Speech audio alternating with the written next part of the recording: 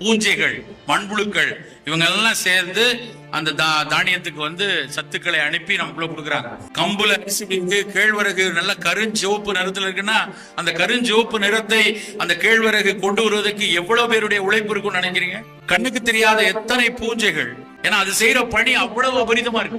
ஆனா நம்ம ரொம்ப சாதாரணமா கடந்து போறோம். அப்படி கருப்பா சிவப்பா இருக்கக்கூடிய தானியங்களை வச்சு சோறு, இட்லி, தோசை அது மாதிரி வைத்துக் கொள்ளும். அது மட்டும்தான் நமக்கான ஒரு சிறப்பான நோய் எதிர்ப்பாற்றலை கொடுப்பதற்கான ஒரு விஷயமா இருக்கும். ஒரு இட்லி வெள்ளையா குஷ்பு இட்லி எல்லாம் வைக்காங்களா, அதெல்லாம் தயவு செய்து தூரத்துக்கு எறிங்க. அப்படி எல்லாம் வேண்டாம். நம்ம இட்லி கருப்பா இருக்கட்டும், நல்ல கருப்பா இருந்த சாம்பல் நிறத்துல இருக்கட்டும். வெள்ளையா இட்லி இருக்கணும்னு அவசியம் இல்லை. தொலியோடு இருக்கிற உளுந்த போட்டு சிகப்பா இருக்கிற ஒரு மாப்பிள்ளை சம்பா அரிசி இட்லி வைங்க, எவ்வளவு சாஃப்டா வருதுன்னு பாருங்க. அருமையா இருக்கும். நம்ம நார்மலா வெள்ளை இட்லியை விட மென்மையாக இருக்கும் அந்த இட்லி. ஆனா இந்த இட்லி சாப்பிடும் போது அந்த மாப்பிள்ளை சம்பால இருக்கக்கூடிய அந்த சிகப்பு அரிசியில சும்மா இல்ல, சிவப்பு கலர் ஒன்னும் ஏசியன் பெயிண்ட்ஸ் வச்சு அடிக்கல.